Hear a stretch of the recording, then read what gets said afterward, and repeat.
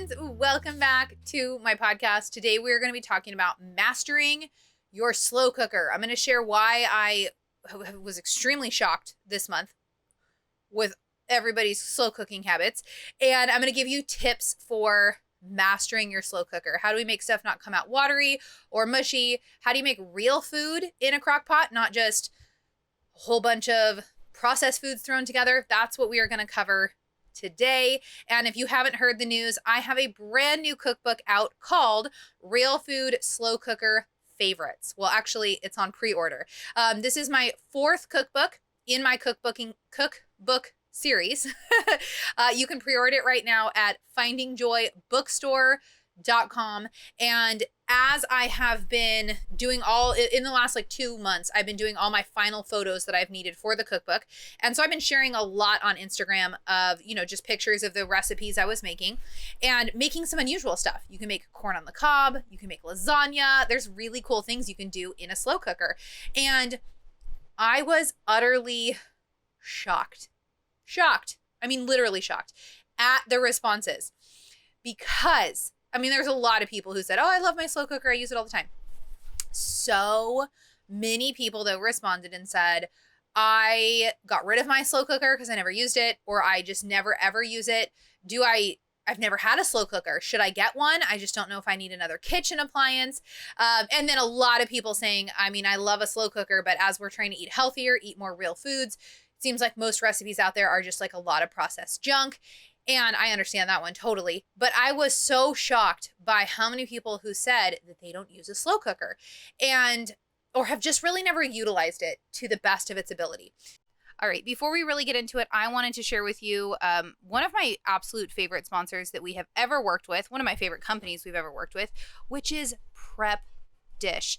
If you are not familiar with Prep Dish, then you need to be, because they're going to make your meal planning so simple and so easy. So what I love about Prep Dish is that they are focused on real whole foods. So this is not a bunch of processed foods we're throwing together into meals.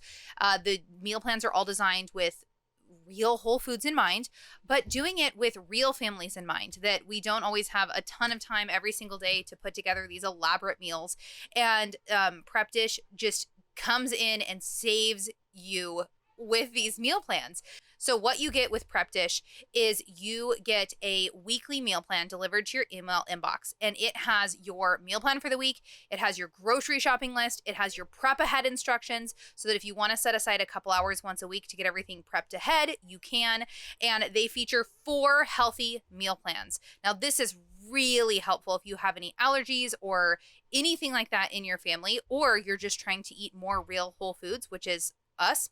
So they have a gluten-free menu, paleo, low carb, and super fast. The super fast is my preferred one, and it includes a gluten-free options. It has some grains. It's dairy optional. It is amazing how they have put together these meal plans.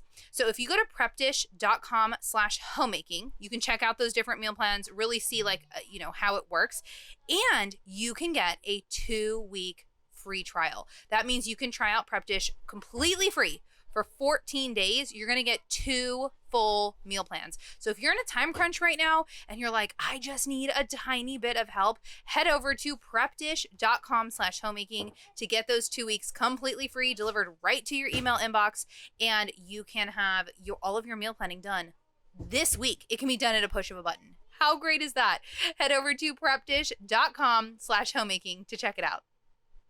And a slow cooker was my number one appliance that I really mastered when we first got married. I didn't master it then, but that I really started using and would use a lot. And so to me, a slow cooker is such an essential item in your kitchen. But I totally understand all of those concerns too, of not really finding good recipes, of stuff not turning out, and just kind of never really getting into the habit of using your slow cooker a lot. So that's what I want to talk about today, is what are some tips and tricks that you can do for using a slow cooker. And it was kind of funny on Instagram. I did ask, I said, do you use the term slow cooker or crock pot? Because actually in my normal daily life, I say crock pot 99% of the time. However, we know crock pot is a brand. There's an actual crock pot brand, but we refer to all slow cookers as crock pots. And I say crock pot. However, because it's a brand, in writing a cookbook, I've needed to switch to using slow cooker, and it's a slow cooker cookbook. It's not a crock pot cookbook. It's not a branded cookbook. And so I have been trying to switch my language a lot more to slow cooker. But I asked a poll on Instagram, and like 99% of you said you use crock pot. Now I did have a couple people who live international, someone in Australia, I think someone in the UK, who both said that Crockpot is like an American brand. So we all say slow cooker. So if you're outside the US, you probably use slow cooker. If you live in the US or Canada, you probably say Crockpot. So we're going to use those interchangeably, but I have been trying to be more in the habit of saying slow cooker just because I don't work with the brand Crockpot or anything like that. It is a slow cooker that encompasses any brand. Okay, so let's first start with how do I personally use my slow cooker? And then in a little while, we'll hear from our sponsors for today's episode. We have OneSkin and HelloFresh. So my slow cooker gets the most use fall and winter because we do a lot of soups. And I know not everybody likes soup. That's fine. I do think, however, though, like when Jason and I first got married, he told me he does not like soups. It was just like a thing. He had it in his head, and I think this is the same for a lot of people. I don't like soups because their idea of soups were very limited. And Jason doesn't like super brothy soups, like a chicken noodle soup that has like 3 things in it, but it's like 90% broth. And I agree. I don't like that either. I like very hearty soups, stews, ones that are loaded. And so I have learned, especially if I'm making something for Jason, that like it needs to be hearty and it needs to be filled. If I'm going to do a chicken noodle soup, it needs to be way less broth and like super like ingredients in it. Like a lot of times with recipes, I find I will add way more ingredients to it because we don't want it super brothy. And so I do think with soups, a lot of times people just kind of get it into their mind, and yet you can make lasagna soup. Like the types of soups you can make vary so much that whenever I hear somebody say they don't like soup, I think it's because they haven't really tried. Their view of soups is very limited, and you can make some really, really incredible soup. So anyway, we do a lot in the fall and winter because we do a lot of soups and stews, and like we'll do a lot of chilies and like those kind of things. But this summer I've been using my crock pot, my slow cooker, like literally every single day. Like it's been like, I think every dinner we've had this summer pretty much has been in the slow cooker because it's been so hot. And so it enables me to be able to get dinner prepped up in the morning. I get to be in the kitchen when it's still cool and cooler. Get that all prepped. And then because we're in an RV right now, our RV does really good until it hits about 100 degrees, 98 and above, which we've been in Texas. It has been above 98 degrees like every day. And we hit an afternoon where about 2 to 3 o'clock, it starts to get really uncomfortable until like 7. It's just too hot in here. Your RV can really only do so much. We're not dying, but it's uncomfortably hot. Like I don't want to be cooking anything at that point.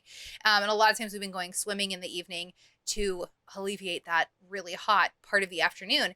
And so because of that, the crock pot has been amazing because I get to do all the prep work in the morning, all the cleanup, and then we can eat real fast and then go to the lake when it gets like really hot. And then by the time we get back about dark, it's way cooler in here. Once the sun goes down, it totally cools off.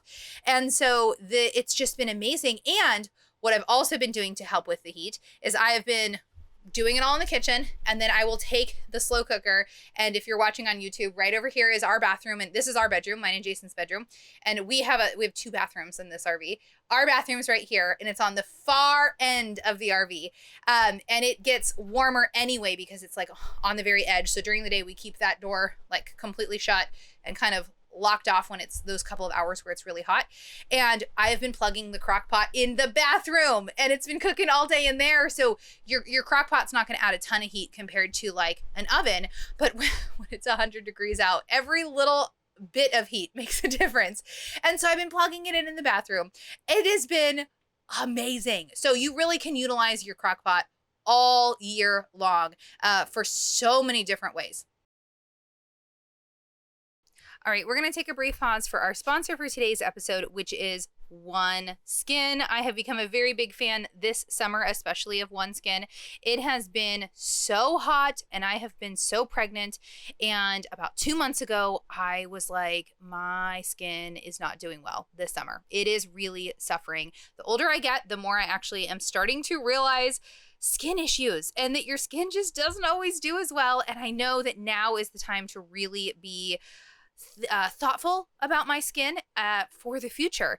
But I am just not one of those people who's going to ever have like a 10-step skincare regimen. Like, I'm just not going to do it. Like, I'm not.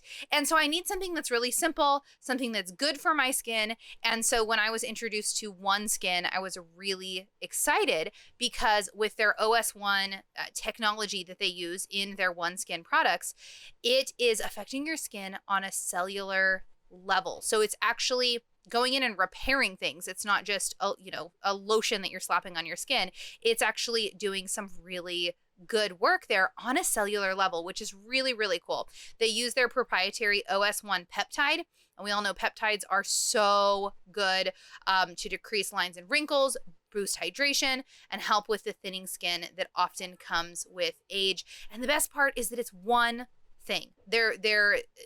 It's one item. I could just put it on at night, put it on in the morning, and it's simple, it's easy, and I have noticed that my skin is doing so much better this summer once I broke that back out and have been using it again.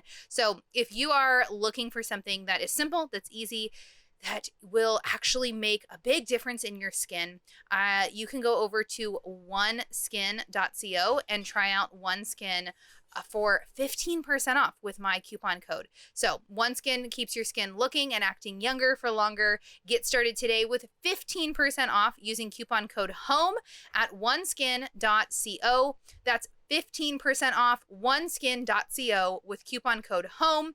And after your purchase, they'll ask you where you heard about them. So please support our show and tell them that we sent you there. oneskin.co, use coupon code HOME. All right, let's get back to the episode. So dinner, this is my primary use for my slow cooker is dinner. It helps tremendously. You can make dinners all through the year, but I mean, fall and winter is when your slow cooker really shines, really, really shines. But you also can do really great breakfasts. So we've been doing a lot more breakfast lately in the slow cooker. This is a really, really fun use. There's a good amount of recipes that you can do the night before, put up in the crock pot overnight. So when you wake up, breakfast is done. And I've been doing that a lot where before we go to bed, I'll put, granola or whatever I'm putting in the crock pot. It cooks overnight. Then we have that for breakfast. I clean the crock pot and then I fill it with dinner. So it's like, it's getting used a ton and it is awesome. We have a few breakfast recipes that we love that take like 2 to 3 hours to make, which if you're up early and awesome, if you're getting up at 5 a.m., maybe you have the time to do that in the morning. But a lot of times we'll use those recipes. Like we have a blueberry French toast that's like everybody's favorite. And I will put that up for lunch a lot of times. So like right after breakfast, we clean up and I'll put that up for lunch. And then we will have some really fun breakfast items for lunch, which has been working out really well this year. It has been really fun. But there's all kinds of breakfasts and desserts and things you can do that are kind of outside the box. But then my other main use for my crock pot is making sides. So when we're cooking our main meal in a different way, or Jason's, grilling outside, or we're, whatever the meal is, you can use your slow cooker to make all kinds of sides. So corn on the cob, garlic butter mushrooms, refried beans. I do beans in the crock pot all the time.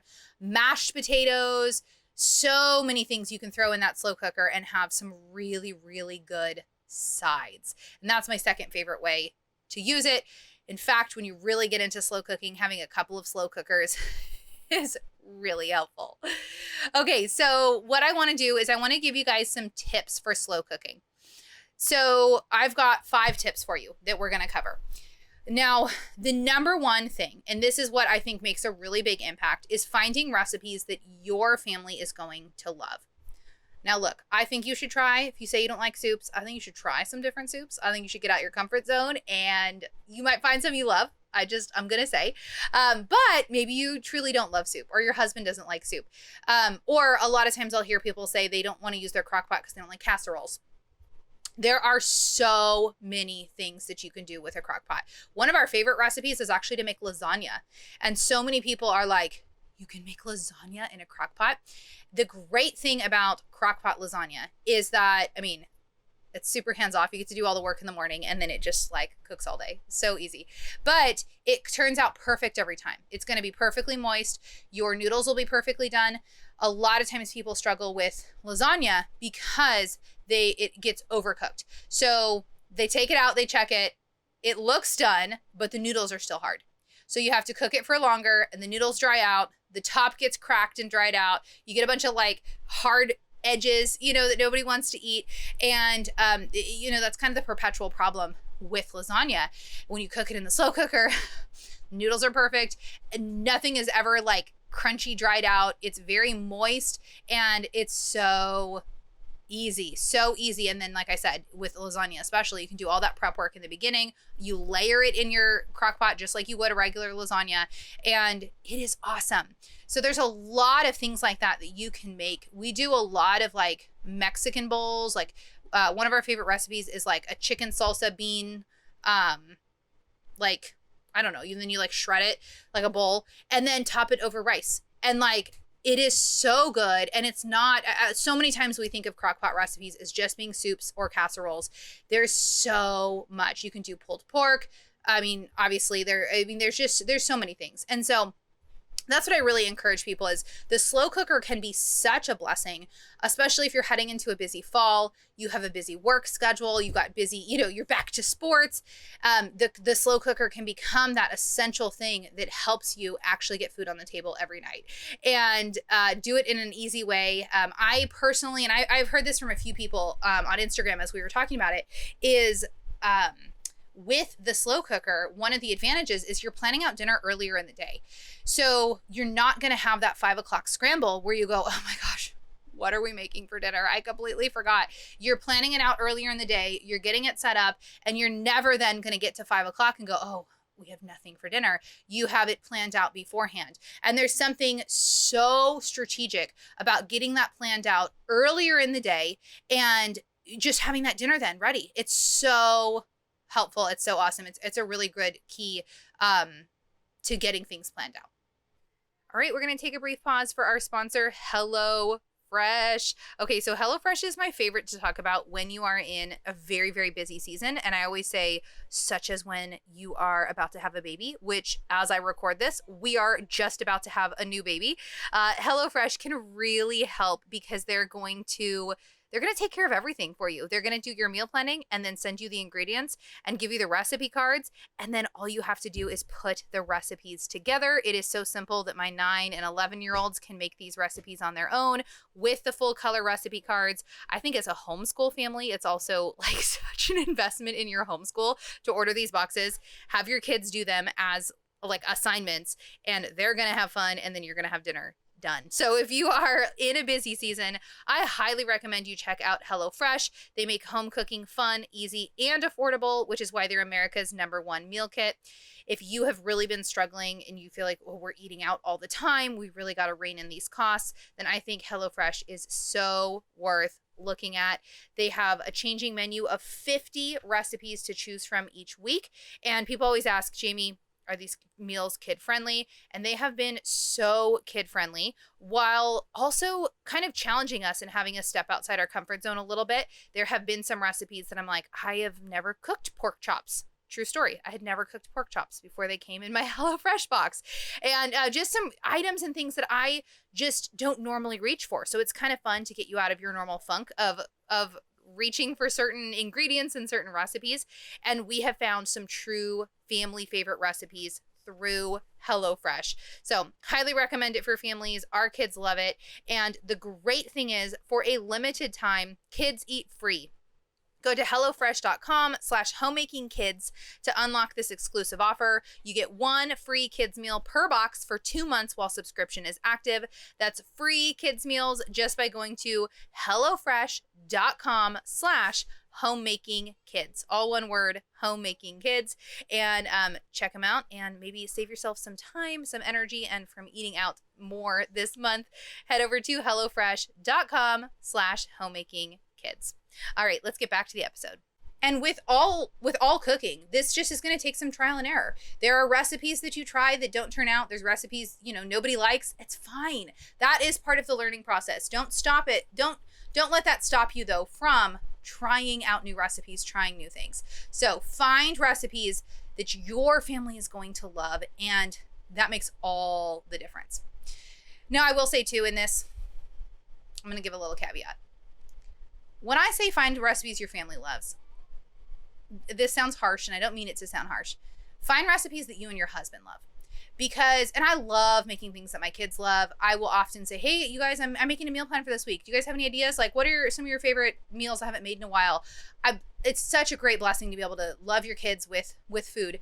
However, so many people are like, oh, when I make a soup, none of my kids will touch it. And there's very much, or I made this and all they did was complain. And I know that hurts, and I know that feels frustrating, but at the end of the day, kids are going to complain about food. Someone who loved the soup last week doesn't want to eat it this week. And I just want to say, like, grow some thicker skin when it comes to feeding your children. Absolutely don't treat your husband like a child. Take his food preferences into consideration. Cater to him and say, hey, what meals would you love?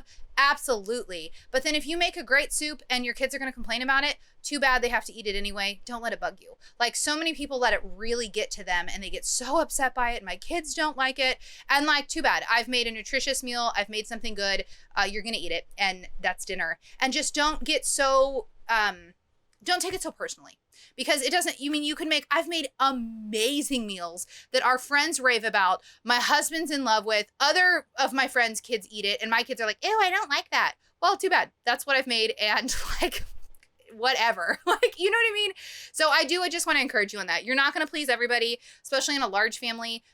There's just going to be people who don't like certain dishes. And like, yeah, take preferences into consideration. Say, hey, I know you didn't love our, this week's meals, but I made this because I know you'd really like it. But other than that, don't take it personal. Okay. Now, this next point is really important. You 100% absolutely can use real foods to slow cook with. And this is something that I know is hard because I have gone through this process. Because when you look up, I was actually just recently looking up, I was trying to find what kind of cake? I was trying to find something, like some different kind of cake to do in the crock pot, because you can do all kinds of desserts. And every single recipe that I was coming across for like a year started with a boxed cake. And that's fine, but that's not what I was looking for. I wanted a recipe for, you can make boxed cake so easily. You need some flour and some sugar. Like, it's so easy, but every single recipe was that. And then a lot of times when you're looking up any sort of soups, stews, anything like that, they're going to have canned cream of whatever soups. It can be really hard to find recipes that are using whole, real food ingredients. And just the reason for that is because it's just difficult to find good recipes on the internet anyway. And so anytime, if you're going to look for any sort of recipe, it can be hard to weed through without, using a bunch that have all kinds of processed foods. So one of the things that we talk about in the cookbook is, how do you identify other like if you want to look up some other recipe online, there's a lot of times where you can take some really easy ingredients and swap them out. So if the recipes call for canned cream of chicken soup, I have a very simple switch out for you that you can make and make it taste way better, way easier. You can use that recipe still, but you just swap out a couple things. So we do cover that in the cookbook, how to do that. But there absolutely are. I will say my entire cookbook is real food ingredients. So if you want to pre-order, but you can find good recipes out there. You just really have to search. You have to look for spaghetti recipe and then really like sort through until you find one that's actually making your own homemade spaghetti sauce and not just like dumping a jar in, right? And so you absolutely can find those though. So that is something that I hear a lot from people is like, oh, crockpot recipes are just a bunch of processed junk. 100% not true. You do just have to dig a little bit. All right. So now my third tip for you is finding the right recipes really is a must. And the more you use your crock pot, the more you use recipes, you're going to really get a flavor for what recipes your family loves and just which recipes turn out well. And part of that too is learning your crock pot. And this is hard because we know even when you bake bread, when you make anything in the oven, ovens will all differ. So my oven that I just had at our old house, like it ran hot, and I knew that, and I knew I always had to reduce cooking time a little bit. Someone else's oven's going to run on the cooler side or doesn't bake evenly. There's these things we need to learn with using an oven, and the same thing with every single slow cooker. Some are just going to cook hot, some are not going to cook as hot, some vent too much air, some don't enough. And you really kind of have to figure out that if you have some recipes not turning out, it might not be the recipes, it might be your crock pot. And it might be that you need to like just kind of start learning, oh, it's going to take an hour or two less on every recipe ever, or I know that I'm going to need to cook it longer. And so that makes a really big difference too, is really learning like your crock pot and figuring out those recipes. And it just comes through trial and error. That is, I know there's not an easy solution to that, but it also is just, it's learning the process. It's learning how to cook with a slow cooker. And pretty soon you'll be able to switch up recipes and take things out, and you'll be able to figure it out. But starting with some really good recipes as your base makes a big difference, because everybody and their mother has published a bunch of crockpot recipes on the internet. Just like with all cooking, it doesn't necessarily mean they are amazing recipes, right? Okay, then my fourth suggestion for you is to get the right crock pot for your family. Now, I don't think you need to just throw out whatever you have now and go buy a new one. However, there is definitely a difference in using the right sort of crock pot. So I had somebody respond on Instagram and say, I can't remember exactly what she said, but she was saying that she's really excited, really wants to start diving in and learning.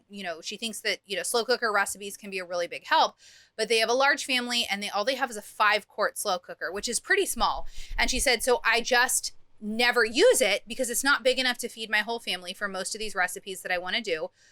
But then I don't want to buy a new one until I know that I would actually use it consistently enough. And I'm like, that is the heart. You're kind of stuck. Like, will I use it enough? But I would, if all I had was a 5-quart, I would never use it either. I mean, you could still do some sides, you could do mashed potatoes and things, but for the most part, like I need a much bigger one. And the last crock pot I had was a Hamilton Beach 10-quart. And 10-quart is massive, and I loved it. However, it was, it's hard to find 10 quarts.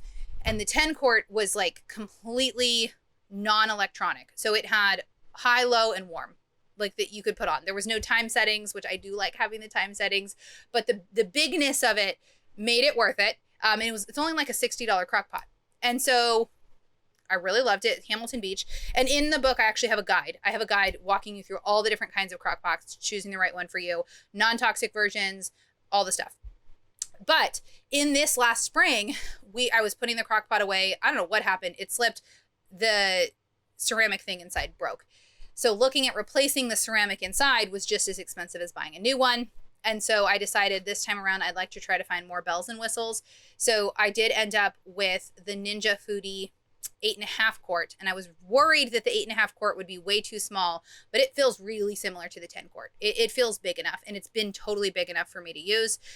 There's trade-offs with it. It is a non-stick coating inside, which is usually something I avoid, but I really just I was having such a hard time finding a large enough crock pot for the needs that I decided I'm just gonna use this and deal with it. And the features on it were amazing. And I was actually going back and forth because I think it's like $150 normally. And so I was like, oh, it's so much. I'm just going to end up with a cheaper one. That week I walked in and I was like, I need a new slow cooker like today. That week I walked into Costco, and Costco was clearancing out, and I haven't seen them since. So, but you could check. Costco was clearancing out the exact model I was looking at for $70, for $69. And that's literally like the price that 10 quart with nothing, no bells and whistles was on Amazon for. So I took that as a sign and I got it. And I love it. I think it works really well. I love so many features about it, but there are lots of different really good slow cooker options out there. And there are some totally non-toxic options. I've owned one of them. I've looked at several others. I've gotten feedback from others. There's no perfect slow cooker is what I'm going to say. There are some really great options depending on what you're looking for. But for me in this season of life, if there was a 10-quart non-toxic option that was affordable, yep, I would totally take it. I would love that. But you have to kind of weigh in this season, what am I looking for? Are you okay with a 6-quart because you have a smaller family? Then there's some good non-toxic options. You know, there's a lot of different weighing and figuring out kind of the right one for the functionalities that you need. And so if you're going to be gone during the day when it's on, you're going to really want one that has a timer on it so that it can set to warm afterwards. It'll stop cooking, but it'll keep it warm. There are some features to think through. And so I think having that right crock pot doesn't have to be an expensive one. You can get, I mean, Walmart has, I don't know what size they are. They're probably like 6-quart. Walmart has the Pioneer Woman's line of crock pots that I think are fabulous because my favorite ones have the lock on top. So, because I'll bring my crock pot to places all the time for potlucks and things. They have locks on top, which is amazing. They work great. And, you know, they're kind of a midline size and they're like $25-$30. Like you can totally start using a slow cooker with such a low investment. You don't need a $150 machine at all to do what you need it to do. So really kind of look through that. Again, in the cookbook, we have a whole guide for breaking down. We actually talk about all different kinds and a really kind of a deep dive into what does it mean to get a non-toxic, you know, slow cooker, the different sizes, all of that. So if you are eventually looking at upgrading, that guide is really fun. But just do some research. Like if you have a crock pot that's too slow or that you do constantly find that the cooking time is way off, it can be worth looking into getting a new one. And then finally, yes, I get asked this a lot. Yes, you can make gluten-free and dairy-free slow cooker recipes. I think there's this kind of misnomer that every slow cooker recipe has dairy in it, and it's super not true. And then furthermore, a lot of recipes that you would make, you absolutely can substitute out the dairy. And part of that is just learning. Like if you can't have dairy, I really want to encourage you to figure out on your own how to substitute dairy, because don't just rely on dairy-free recipes. Learn yourself how to substitute dairy-free, and you can take any recipe and make it dairy-free then. You don't have to rely on just finding dairy-free recipes. And a lot of times people say, oh, well, are any of these recipes cheese-free? Well, yeah, I mean, like pretty much like 99% of them just don't put the cheese on. It's great still. The exception is there is a 4-cheese macaroni and cheese. That one's going to be the hardest in my cookbook. That one's the hardest to make dairy-free. You could, though. You could use dairy-free cheese and dairy-free butter if you really want a dairy-free mac and cheese. You could totally do it. But most of the time it's learning. You know, I make a really good like biscuits. No, what's it called? Chicken and dumplings. It's so good, but you're using kind of your own homemade canned like cream of chicken soup. You're not using a canned one, but that's basically what you're making the base of. Well, it uses milk and uses butter. You easily can use coconut oil. You can use coconut milk. I mean, if you know how to substitute stuff, it's 1-for-1 substitutes. Just use a dairy-free milk instead. And so there are so many ways. And actually in the cookbook, we do have a guide for gluten-free and dairy-free, like some really easy hacks. Like if the recipe calls for this, you can substitute this and do some things like that. Some recipes you do have to do a little bit more work, like the chicken and dumplings. There's a little bit more work involved, but a lot of recipes just like leave the cheese out. When my son was going through his crazy leaky gut diet a few years ago and we had to like change around everything, when I would do lasagna, I would just I didn't normally buy it because it can be really expensive, but I would get a dairy-free cheese because he loves lasagna. So he still could have lasagna. I'd make him his own little one and it would have the dairy-free cheese in it. So there's so many, even lasagna, there's so many things you can do to make things that you love, like lasagna, make them dairy-free. And then there's a lot of other recipes where you easily just use coconut oil instead of butter and just, there's no other dairy in it. Like you can make stuff really, really simple, really easy switches. So a lot of times people kind of, I think, feel like with gluten-free and dairy-free, well, we can't use any regular recipes. You totally can. You just have to learn a few simple tricks and swaps. And once you do, yeah, you can't maybe necessarily use every single recipe, but you can use 95% of them. You can really get away with tweaking them a lot. So don't let that stop you thinking, oh, I can't. Someone messaged me and said, my kids can't have nightshades. So I feel like almost every recipe out there uses nightshades. And I'm like, oh, I don't think that's true at all. I think there's millions of crockpot recipes you can use that don't have nightshades. And so if you kind of are feeling that a little bit like, well, I can't use crockpot recipes for this reason, I would encourage you to do some research because you probably can. And gluten-free is no big deal. That's a super easy one to be able to switch out. You probably can. So do a little bit of research, because just because the potlucks you go to, everybody makes the certain thing in the crock pot, or these are the only meals you've kind of come across, it doesn't mean that's the only thing that your slow cooker can do. So I want to encourage you that there's a lot more with a slow cooker you can do than you necessarily realize. And so your slow cooker can become, even you don't have to use it every day, but there's some, like we make the best granola. I've tried to make granola for years and years and years and have really worked on perfecting it. And then finally, a couple of years ago, I tried a slow cooker granola recipe, and I thought, well, there's no way it's going to come out crunchy enough. We want crunchy. And the problem with the oven is it burns. It doesn't cook even. Like granola in the oven can be very difficult to kind of really get that texture that you want, like a store-bought really good granola. And so I came across this slow cooker recipe that promised like super crunchy, and I'm like, in a crock pot, it's gonna be like mush. Well, I tried it, and then we tweaked it and, you know, added the things we liked. And it is the only granola recipe I will ever make in my entire life. Super crunchy, super amazing, super hands-off, turns out perfect every time. So simple and easy, and it is amazing. And I never would have thought that the crock pot would be the way that I make granola. Like, why would you think that, right? And so there are so many things that you can do with a slow cooker crock pot that maybe you're not realizing. So I want to encourage you with that especially as we're heading into fall, breaking out that slow cooker is so fantastic. Dig out some of those old recipes you have. Sometimes it's just the habit. I've totally had seasons where I just am not in the habit of pulling out my crock pot, even though I've got lots of good recipes. You just get out of the habit. So I want to encourage you, get back into the habit, or get into the habit for the first time. Start doing some research on some good recipes. There are great ones out there.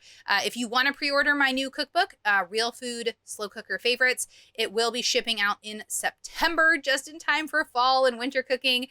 Go to findingjoybookstore.com. We are probably just about, as this episode comes out, just about at the end of the pre-order process. Like maybe like at the very end. And then I don't think we will be printing this cookbook again until our Christmas shop opening. So this is the time to grab it, findingjoybookstore.com. Otherwise, get out there, start researching recipes, start experimenting, find the ones like you can do it, and it will make such a big difference in your house and in your cooking. All right, ladies. Well, thank you so much for listening to this episode today. We'll see you guys back here next week for the next episode.